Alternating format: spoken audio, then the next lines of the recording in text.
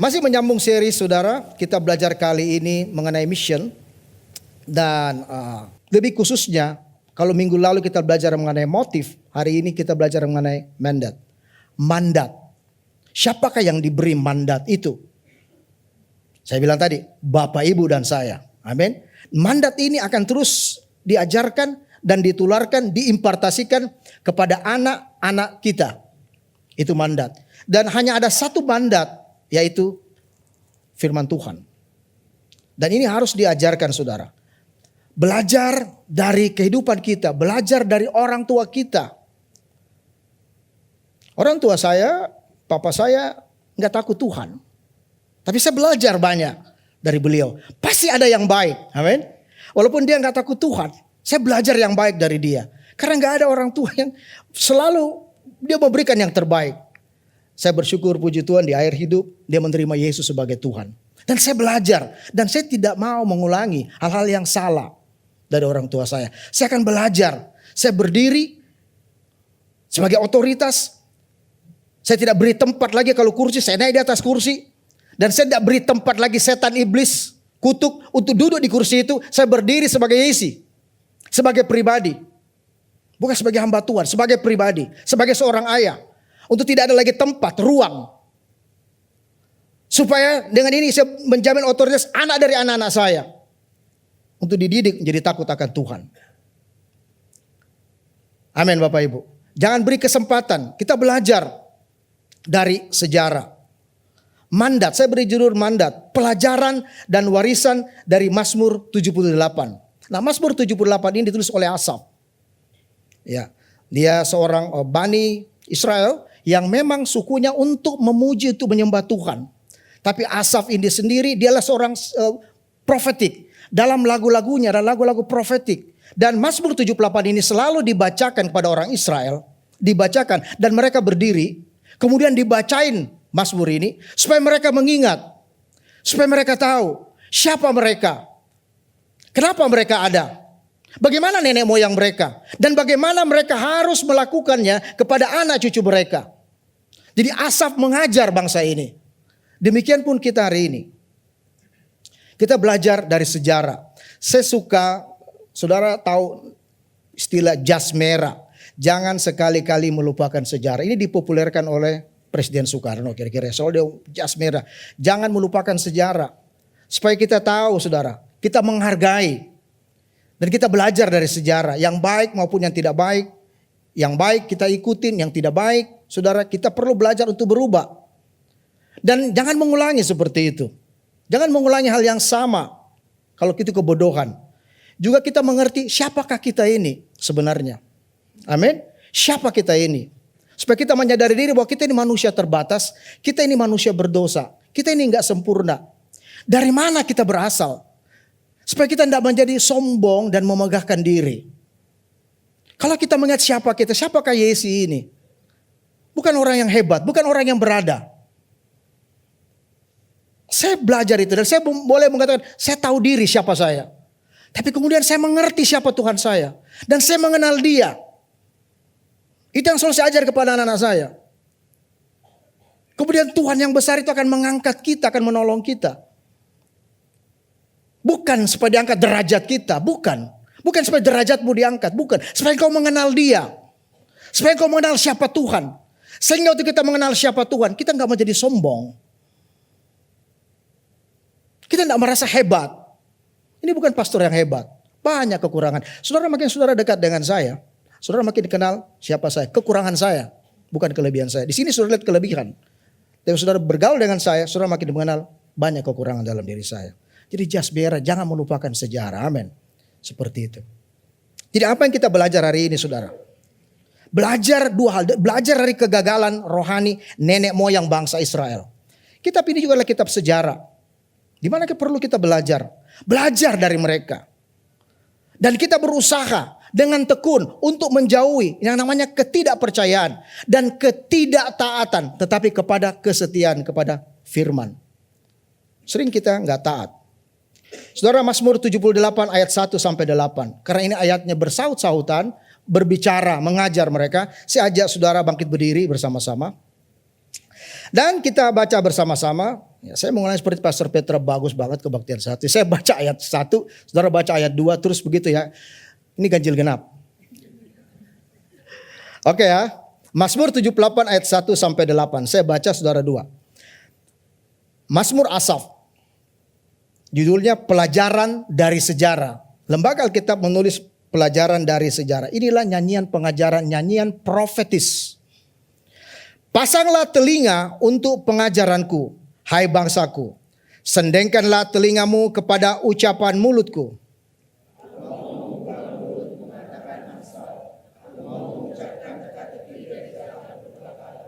Yang telah kami dengar dan kami ketahui, dan yang diceritakan kepada kami oleh nenek moyang kami.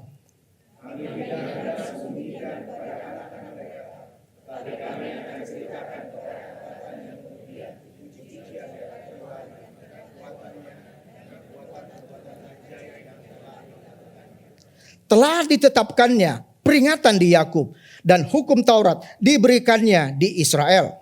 Nenek moyang kita diperintahkannya untuk memperkenalkannya kepada anak-anak mereka.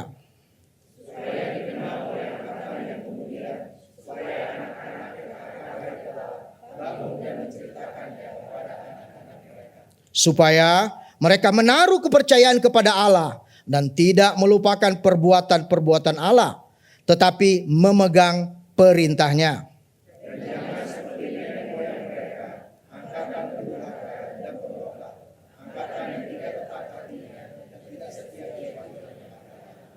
Amin. Silakan duduk Bapak Ibu. Mazmur 78 menceritakan kembali sejarah Israel yang berirama. Jadi kalau lihat konteksnya Mazmur ini seperti ada birama yang ada di sana. Apa yang terjadi? Kalau kita belajar dari seluruh konteks Mazmur 78. Bagaimana sejarah Israel ini. Yang dibilang bangsa yang tegar tengkuk. Terjadi pemberontakan. Dan setiap pemimpin imam-imam selalu pada masa generasi mereka banyak terjadi pemberontakan. Ketidaksetiaan. Keras kepala. Tegar tengkuk. Saudara. Pemberontakan, tetapi kita melihat dalam Mazmur ini ada pemberontakan dalam semua firman Tuhan, tetapi ada penebusan. Saudara lihat ya. Nanti kita lihat kasih setia Tuhan dan kita akan belajar kasih setia Tuhan dan kita harus mengerti ini. Jadi dalam setiap pemberontakan selalu ada penebusan. Kalau ada dosa dari umat Israel, selalu ada pengampunan dari Tuhan. Kalau itu menimbulkan murka karena dosa-dosa tadi yang sudah pada puncaknya oleh bangsa ini, selalu ada belas kasihan. Saudara tangkap hati Tuhan. Dia bukan Tuhan yang murahan. Dia bukan Tuhan yang gampangan. Tapi dia Tuhan yang adil. Dan dia Tuhan yang setia. Karena itu saudara, kalau kita melihat cross salib, kita melihat dua hal, keadilan dan kasih Tuhan. Keadilannya dia Allah yang menjadi manusia. Karena manusia berdosa harus dihukum. Dan dia manusia 100%. Dia yang naik di kayu salib. Dan dia menanggung dosa saudara dan saya. Dia harus dihukum dan mati. Itu keadilan. Dia gak bilang saya Tuhan. Kamu aja yang mati nanti. Sudah lihat keadilan Tuhan? Tetapi dalam keadilan ini ada kasih di dalamnya. Karena dasarnya konsepnya, filosofinya. Karena aku mengasihi mereka. Kasih dan keadilan ada di cross itu saudara. Dan itu yang kita syukurkan sebagai orang Kristen. Amin. Saya percaya seperti di Mazmur ini. Dia menceritakan bagaimana perjanjian Allah itu. Allah selalu menepati. Pemazmur Asaf ini mau menulis dan dia seperti punya karunia nabi. Dalam tulisan-tulisannya, dalam lagu-lagunya, dalam liriknya ada perkataan profetis. Bukan sekedar nyanyian biasa. Itu yang membedakan. Kalau saudara menyanyi lagu dunia, lagu biasa, mungkin sampai di pikiran. Tapi sewaktu saudara menyanyi lagu-lagu rohani, itu sampai di lubuk hati saudara. Bahkan sampai di sumsum dan tulang-tulang saudara. Saudara bisa merasakan bagaimana Tuhan. Itu firman Tuhan. Dan itu lagu-lagu yang Tuhan mau. Saudara, apa yang pertama? Belajar dari kegagalan rohani nenek moyang bangsa Israel. Dan kita harus belajar. Yang saya bilang tadi. Hidup ini belajar. Tidak pernah sempurna. Yang pertama. Saudara, kalau kita lihat tadi. ayat 1. Pasanglah telinga untuk pengajaranku. Telinga rohani yang mendengar. Dan saya berdoa pagi hari ini. Bapak Ibu punya telinga rohani yang mendengar. Bukan sambil lalu. Pasanglah telinga, Asaf mengatakan. Untuk pengajaran. Ada satu pengajaran yang diberikan lewat lagu ini. Pengajaranku, hai bangsaku.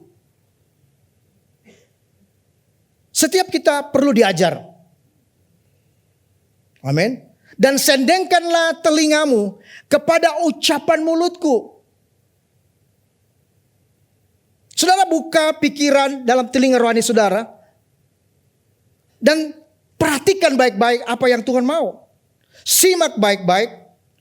Karena Tuhan mau berbicara lewat mulutnya. Di mana dia mau berbicara? Pada konteks ini dia bicara melalui pujian ini. Melalui Asaf. Saat ini saudara mendengar dan baca firman. Dan saat ini Tuhan berbicara kepada saudara melalui firman Tuhan pagi hari ini. Jadi buka telinga kita. Ya, saudara. Aku mau membuka mulut itu sendiri. Mengatakan amsal. Aku mau mengucapkan teka-teki dari zaman purbakala. Ya. Ini bukan TTS saudara. Saudara isi asa otak. Ini seperti perumpamaan. Ya. Banyak hal yang Tuhan berikan kepada kita. Tetapi lembaga Alkitab menulis teka-teki mungkin ada hubungannya. Sebentar kita lihat. Yang telah kami dengar dan kami ketahui. Yang diceritakan kepada kami oleh nenek moyang kami. Kami tidak hendak sembunyikan kepada anak-anak mereka. Tidak ada rahasia dalam Tuhan. Amin. Tidak ada saudara. Semua akan terbuka. Semua akan diajarkan. Tetapi kami akan ceritakan kepada angkatan yang kemudian. Puji-pujian kepada Tuhan dan kekuatannya. Dan perbuatan ajaib yang telah dilakukannya. Mari kita buka telinga rohani kita. Kenapa telinga ya Bapak Ibu? Saya belajar, saya melihat perlu telinga. Ya, bagaimana kalau orang dia buta huruf? Dia gak bisa baca, maaf. Tapi telinga kan bisa mengerti. Penting telinga. Dan konon orang sebelum dia meninggalkan dunia ini. Indera yang paling terakhir adalah telinga. Saudara masih bisa berbicara. Kepada orang. Sebelum pada waktu detik-detik terakhir kehidupan dia. Saya ingat papa saya sudah terakhir. Kemudian berdoa. Dan ketika kami mulai berbicara di telinga dia. Saya belum saya baru mau bertobat ya. Saya mengajar berbicara mengenai doa Bapa kami. Itu cuma doa yang saya tahu, saudara. Saya bilang, Pak, ucap doa ini. Dan dia ikut. Mungkin itu pertama kali dia ucapkan doa itu juga. Tapi saya melihat detik-detik terakhir. Kemudian air matanya menetes, saudara. Berarti dia mendengar. Mungkin sudah jauh yang lain-lain. Udah lemas gak bisa. Tapi telinganya mendengar. Dan tetes air mata. Kemudian dia lihat kami satu-satu. Kemudian Tuhan panggil dia. Ada kesempatan. Tapi jangan saudara berpikir masih ada kesempatan. Amin. Itulah anugerah Tuhan. Kalau hari ini saudara percaya kepada Kristus. Selalu ada kesempatan buat saudara. Selalu ada kesempatan buat anak cucu saudara. Apa susahnya? Hanya percaya kepada Yesus. Bukan ikut. Saudara tidak sempurna. Kita tidak sempurna. Tapi percaya kepada dia. Kita gak dituntut macam-macam. Itu baiknya Tuhan. Terus kita jatuh bangun. Tuhan gak kaget. Tuhan gak bilang, hei kau berdosa, kau bikin gini. Tapi penting ucapan kita menerima dia sebagai Tuhan. Karena sampai kapanpun Yesus ini masih daging, tidak sempurna. Saudara juga seperti itu. Amin. Karena itu ada metafora yang bilang seperti ini. Ketika Tuhan membuka mulutnya, buka pikiran saudara. Ketika dia berbicara, mari saudara buka pikiran saudara. Perhatikan apa yang dia mau bilang. Dan setiap hari dia akan lakukan ini. Jadi ketika Tuhan buka mulutnya. Metafora yang mengatakan buka pikiranmu. Ketika Tuhan menyalakan mikrofonnya. Tadi kan mati nih. Ketika Tuhan menyalakan mikrofonnya. Keraskan volumenya. Supaya saudara mendengar. Jangan saudara bisik seperti bisik-bisik, keraskan volume itu. Kalau saudara mendengar sesuatu di channel radio saudara kan kasih keras dan cari frekuensi yang baik. Kalau zaman dulu transistor. FM kah atau AM. Kita cari frekuensi supaya connect. Dan kita mulai simak berita apa. Sampai bagus. Jadi kencangkan mikrofonnya. Volumenya. Ketika Tuhan menabur benih. Gemburkan tanahnya. Nah saya berdoa ketika firman Tuhan seperti benih ditaburkan kepada saudara. Buka tanah hati saudara. Menjadikan tanah yang subur, bukan di pinggir jalan. Di pinggir jalan akan dimakan oleh burung, dimakan oleh iblis. Bukan di tanah berbatu-batu yang akan tumbuh dengan semak duri. Bukan di tanah yang keras saudara. Tapi di tanah yang subur. Ketika Tuhan membuka sumur, turunkan embermu. Wah saya suka sekali ini. Ketika Tuhan membuka sumur dan menjadikan berkat buat saudara. Buka embermu, ambil embermu, turunkan embermu. Saudara lihat bagaimana Tuhan membuat banyak mujizat. Amin. Dengan janda juga itu. Sampai habis, gak ada lagi. Jadi sekali Tuhan blessing berkati saudara, tidak akan berkesudahan. Pertanyaan saudara punya gak siap untuk dapatkan itu terus. Jadi ketika dia mulai membuka sumur kehidupan, ketika dia mulai membuka sumur kesembuhan, ketika dia mulai membuka sumur berkat buat saudara, siap-siap. Turunkan ember saudara, ambil, timba itu saudara. Saudara timba supaya apa? Untuk memberkati orang lain. Saudara lihat kebaikan Tuhan, itu yang saya bilang tadi saudara. Pentingnya ajaran. Pentingnya ajaran. Ajarkanlah ajaran. Guru saya selalu bilang, ajarkanlah ajaran. Yesi, ajarkanlah ajaran. Baik pengalaman saya, baik pengetahuan, baik mungkin pendidikan yang lain. Tapi ajarkanlah ajaran. Artinya, ajarkanlah firman Tuhan. Itu yang paling fondasi yang pertama. Ajarkan firman Tuhan. Even sorry saudara, bukan ajarkan mengenai gereja kita. Bukan pengetahuan bahwa hebatnya gereja kita. Bukan. Ajarkanlah ajaran. Hanya dia yang sempurna. Dialah kepala gereja. Ini pastor ini sudah sempurna. Baik saya share pengetahuan kepada saudara. It is good. Tapi ajarkanlah ajaran. Artinya jangan kompromi dengan firman Tuhan. Jangan. Ajarkanlah ajaran. Amin Bapak Ibu. Penting buat kita. Dikatakan seperti teka-teki. Ya, perumpamaan dalam banyak versi Inggrisnya. Kenapa mereka tidak mengerti? Kenapa masih teka-teki kira-kira seperti itu? Kenapa saudara? Kalau kita melihat di ayat berikutnya. Sebentar kita lihat jawabannya. Menjadi teka-teki, menjadi pertanyaan bangsa Israel. Karena mereka tidak mengerti, mereka tidak membuka telinga mereka. Sambil lalu semua biasa-biasa. Mereka tidak mendapatkan sesuatu. Saudara di gereja kita ini, saya suka sekali terhadap pemuridan. Sepanjang pelayanan saya melihat bagaimana pemuridan dari anak-anak muda umur-umur heritage seperti itu. 1992 saya mulai bertemu dengan anak-anak seperti itu. Mahasiswa. Saya melayani Tuhan. Hari itu saya melayani, full time melayani Tuhan. Sampai hari ini. Dan ini Tuhan luar biasa. Belajar mendengar, saudara. Kenapa banyak mereka tidak mendengar? Karena tidak mengalami pemuritan. Enggak dimuridkan. Saudara penting buat Bapak Ibu. Khotbah ini hari Minggu terbatas. Tapi ketika saudara masuk dalam life group. Saudara masuk dalam pemuritan. Saudara akan bertumbuh dan mengenal. Kemarin siang saya baru memuridkan pasangan suami istri yang baru. Yang kami berkati. Baru dia mengerti. Wow. Hanya bantuan. Saya bilang itu buku sakti buat saya. Kemana-mana saya bawa. Itu buku sakti saudara. Dan buku yang sederhana kecil seperti itu. Bisa merubah paradigma hidup orang. Bukan hanya knowledge. Mungkin dia pernah dengar. Tapi suatu kita menyampaikannya dengan baik. Sesuai ketaatan firman Tuhan. Baru dia mengerti. Saya berdoa supaya telinganya terbuka. Dan dia mendengar apa yang Tuhan mau katakan. Sama kita hari ini saudara. Harus jadi murid supaya kita mengerti perkataan Tuhan. Bukan seperti Israel. Saudara 3 nabi besar. Yeremia, Yehezkel dan Yesaya. Nabi besar itu bukan begini. Bukan badannya besar. Ini kalau saya dengan Pak Peter bukan dia nabi besar, nabi kecil. Nabi besar adalah karena tulisannya itu panjang. Panjang dan besar, isinya padat seperti itu. Karena nabi besar ada nabi kecil ya, gitu. Lainlah karunia nabi. Enggak ada nabi-nabi, tapi yang ada karunia nabi. Karena itu karunia nabi tunduk kepada nabi. Saudara, Yesaya 40 ayat 20 mengatakan, engkau melihat banyak tetapi tidak memperhatikan. Engkau memasang telinga tetapi tidak mendengar. Saudara perhatikan ayat ini.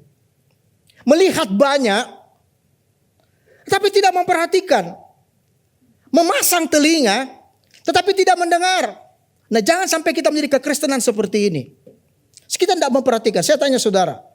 Saudara datang dari rumah saudara ke sini.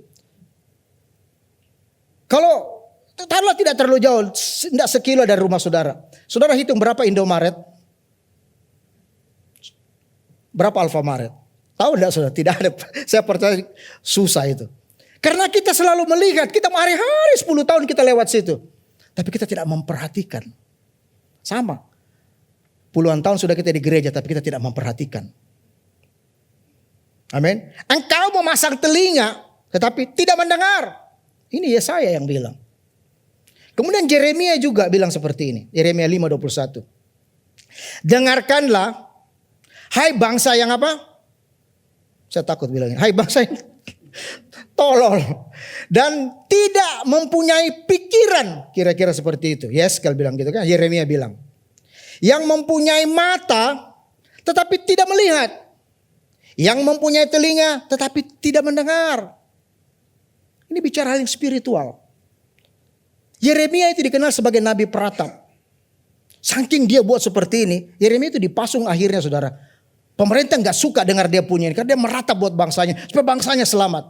Dan semua nabi-nabi ini perkataannya tajam. Kalau saudara baca perjanjian lama, semua nabi ini perkataannya tajam dan memperingati bangsa Israel. Ini harus kita hindari. Bukan mengenakan telinga kita. Saat ini gereja suka dengan yang enak-enakan. Wah, sekali-sekali kita harus dengar. Dan mungkin memang harus kita dengar supaya memperbaiki kehidupan kita dan keturunan kita. Yehezkel juga bilang, hai anak manusia, engkau tinggal di tengah-tengah kaum pemberontak. Yang mempunyai mata untuk melihat, tetapi tidak melihat.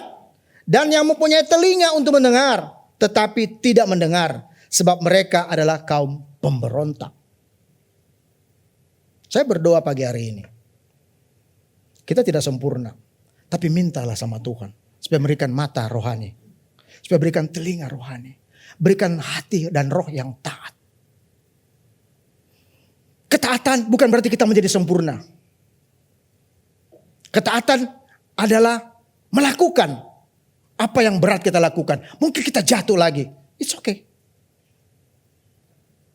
Mungkin saudara pikir, saya gak bisa seperti itu. Memang saudara jadi diri saudara, jangan jadi orang lain. Jangan pakai sepatu saya, pakai sepatu saudara sendiri. Berjalan dengan apa yang Tuhan berikan kepada saudara. Berjalan dengan ketidaksempurnaan. Berjalanlah dan teruslah berjalan. Karena nanti saudara pasti sampai kepada kesempurnaan di rumah Bapa. Pasti. Dan Tuhan selalu saya bilang, Tuhan tidak kaget kalau lihat, wah kok dia begini. Enggak saudara. Manusia yang suka menghakimi orang kan. Oh, kan sudah orang Kristen. Kok dia begitu ya? Oh kan begini. Kan sudah bertobat.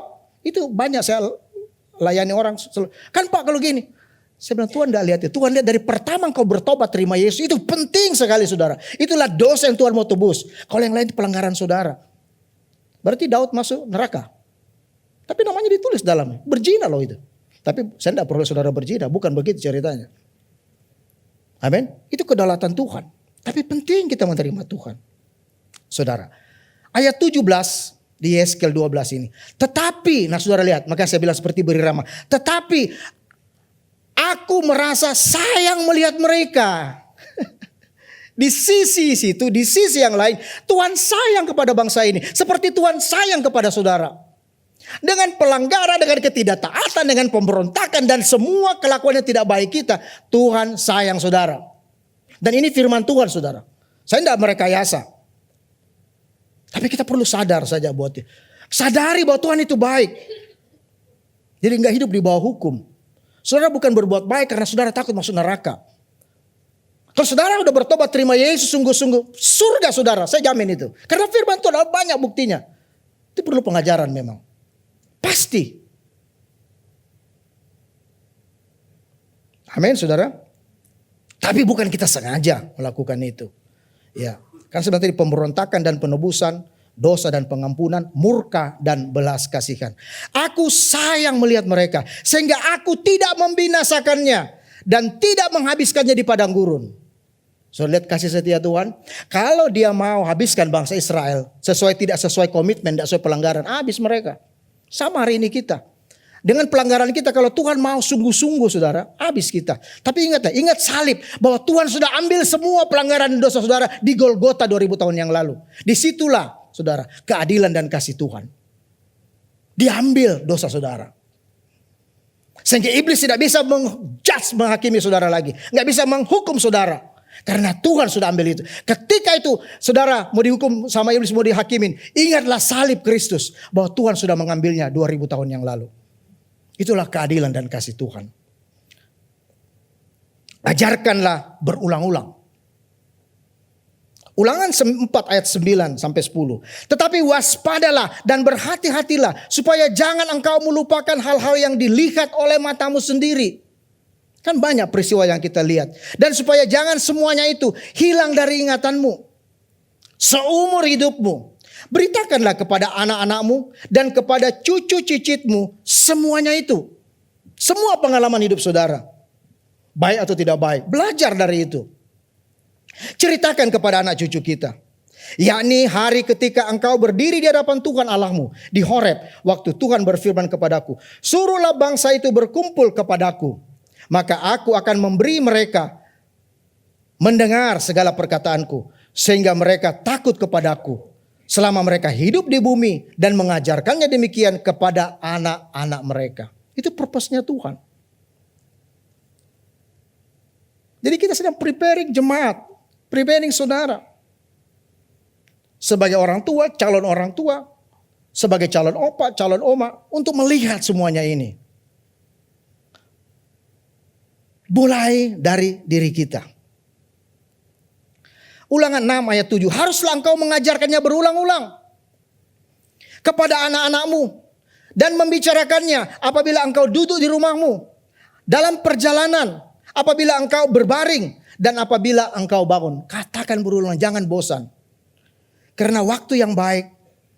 Waktu kita mengatakan kepada mereka. Waktu kita jalan sama-sama dengan anak-anak. Saya selalu bercerita bagaimana kebaikan Tuhan. Saya selalu berkumpul dengan anak-anak saya cerita. Luar biasa pergumulan kita. Luar biasa perjuangan kita. Kalau bukan Tuhan, habis juga kita ini. Supaya anak-anak itu mengerti. Itu sebenarnya yang kita prepare kepada next generation kita. Seperti itu saudara. Ajar itu berulang-ulang. Ajar kepada mereka. Bahwa Tuhan itu Allah. Ceritakan kepada generasi ke generasi. Kekuatan dan perbuatan Tuhan. Ceritakan kepada anak cucumu. Bagaimana perbuatan Tuhan buat hidup mereka. Bangsa Israel selalu seperti itu. Ceritakan kepada anak cucu kita. Kepada generasi ke generasi yang saya bilang tadi. Bagaimana Tuhan itu luar biasa. Memimpin bangsa ini keluar dari Mesir. Bagaimana Tuhan mengadakan banyak hal di Mesir. Dan sampai mereka bisa menuntun mereka keluar dari Mesir. Melalui Laut Tiberau. Dan mereka harus berperang melawan bangsa-bangsa yang lain. Akhirnya sampai di tanah yang dijanjikan oleh Tuhan. Di mana mereka ada. Saudara belajar dari semua ini. Dan ingat Tuhanmu, dia mau bilang. Ingat Tuhanmu. Jadi waktu mereka susah, waktu mereka diberkati, ingat kepada pelajaran itu. Ingat, ajarkan kepada anak-anak kita. Ingatlah Tuhan saudara. Bahwa kalau bukan Tuhan, Tuhan yang mana dia mau, Israel mau perkenalkan bahwa dia Tuhan. Tuhan Allah. Tuhan itu Esa, bukan banyak dewa-dewa yang lain. Dia Tuhan. Jangan terpengaruh dengan dewa-dewa berkat. Amin. Jangan terpengaruh, dia Tuhan yang mau disampaikan kepada mereka. Dia Tuhan Allah. Hanya ada satu Tuhan, benaran yang ada satu Tuhan. Bukan Tuhan yang lain. Jangan berpikir, oh ini Tuhan, saya terima Yesus sebagai Tuhan. Banyak Tuhan-Tuhan yang lain untuk mendampingi kekurangannya Yesus. Yesus satu kali untuk hidup saudara. Dan untuk semuanya. Tidak ada Yesus plus. Tidak ada. Tidak ada Yesus plus. Yesus cukup buat hidup kita. Dan hanya ada satu Tuhan. Makanya Israel selalu Mereka mendengar mengenai Shema itu. Shema Israel. Dengarlah hai orang Israel. Shema Israel. Adonai Eloheinu, Adonai Echad. Dengarlah orang Israel ya. Dia bilang, Tuhan itu, Yahweh itu, Adonai itu Allah kita. Dan Allah kita itu satu. Gak ada yang lain. Yesus mengutip itu. Itu Allahnya. Dan kalau kamu sudah melihat Yesus, kamu melihat Allah. Berbeda bicara pribadi. Dia Tuhan, Yesus Tuhan, dia Allah. Dia tidak pernah berubah. Amin. Bertekun dan terus percaya. Ada hukum Taurat ayat 5 yang diberikan kepada mereka. Kepada nenek moyang mereka. Dan perkenalkanlah hukum itu kepada mereka. Tuhan berikan hukum kepada mereka. Taurat. Taurat itu, Torah artinya ajaran. Itu Torah. Ajaran. Jadi sebenarnya bangsa yang paling maju yang diajar langsung oleh Tuhan Israel. Luar biasa kan? Kejadian, Keluaran, Bilangan, Ulangan, Imamat. Dan berkembang semua hukum agraria, semua hukum militer, semua hukum dari kitab itu. Ajaran itu menjadi fondasi buat mereka. Ketika firman Tuhan menjadi fondasi bagi keluarga kita, nggak ada ajaran yang lain bisa masuk dalam keluarga kita.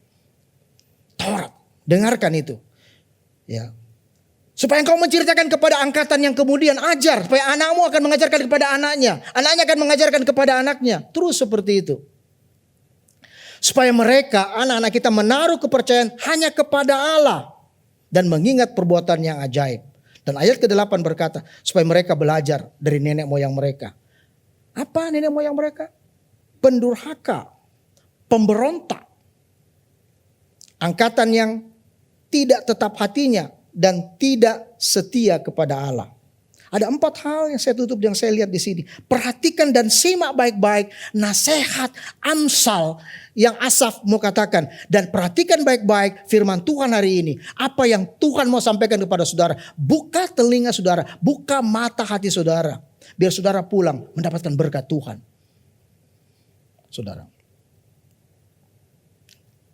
Pertama ayat 8 mengatakan, jangan seperti nenek moyang mereka, angkatan pendurhaka. Yang kedua, pemberontak. Yang ketiga, tidak tetap hati, bimbang, labil. Yang keempat, tidak setia jiwanya. Amin. Biar pagi hari ini, saudara mengerti ini. Sekarang bagaimana kita mengaplikasikannya kepada kehidupan keluarga kita. Saya berdoa saudara, kita gak sempurna, sama-sama gak sempurna. Jangan berpikir kami sempurna.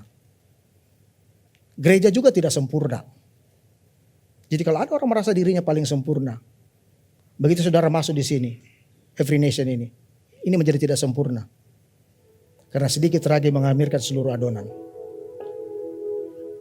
Amin. Mari kita buka hati kita. Tubuh saudara adalah bait Allah. Tubuh saudara adalah bait Roh Kudus. Saudara menjadi sempurna, saya menjadi sempurna karena kita bait Allah. Karena kita bait Allah. Kalau kita tidak menjadi bait Allah, sampai selama-lamanya kita tidak akan pernah sempurna. Orang yang sempurna orang punya iman. Tuhan akan sempurnakan kita. Karena orang punya iman, berarti orang yang berani berjalan dalam kesulitan. From faith to faith. To faith, itu proses. Glory to glory to glory. Orang yang punya iman, saudara mau langkah kepada kesempurnaan, berani berjalan. Walaupun saudara tahu kekurangan saudara dan iblis berusaha untuk menekan saudara, berjalan saja. Forgive, tidak lupakan, ampuni, dan kemudian nggak peduli dengan itu. Saya mau berjalan, walaupun saya jatuh, saya berjalan lagi. Walaupun saya jatuh, walaupun dunia menghakimi saudara, berjalanlah. Karena Tuhan ada di depan saudara. Amin. Dia memegang tangan saudara-saudara itu. Dia tahu dia selalu angkat saudara. Dia gak pernah berubah. Ajarkan kepada anak-anakmu, supaya anak-anakmu juga tidak putus asa. Bapa, aku berdoa dalam nama Yesus. Terima kasih buat firman. Kami mau belajar hal-hal yang sederhana yang terjadi dalam kehidupan kami, supaya kami punya pengalaman untuk mengajarkan kepada anak-anak kami. Ajarkan berulang-ulang. Bapak, terima kasih itu firman. Berbicaralah Tuhan. Biarlah tanah hati kami digemburkan Tuhan menjadi subur, sehingga firman ini berbuah-buah sampai 100 kali lipat. Di dalam nama Tuhan Yesus, kami mendedikasikan hidup kami, keluarga kami, anak cucu kami kepada Tuhan. Tersedia pengharapan dalam Tuhan, dan pengharapannya tidak pernah mengecewakan. Kami gak mau ditipu oleh iblis karena kekurangan kami. Kami gak mau ditipu oleh iblis karena anak-anak kami pun tidak sempurna. Tapi kami pegang janji Tuhan. Tuhan itu baik. Sampai selama-lamanya Tuhan itu baik. Tak berkesudahan. Selalu baru setiap hari kasihnya buat keluarga kita. Di dalam nama Tuhan Yesus, hamba bersyukur, berdoa, dan melepaskan berkat Tuhan ini. Amin. Amin. Berikan kemuliaan buat Tuhan Yesus.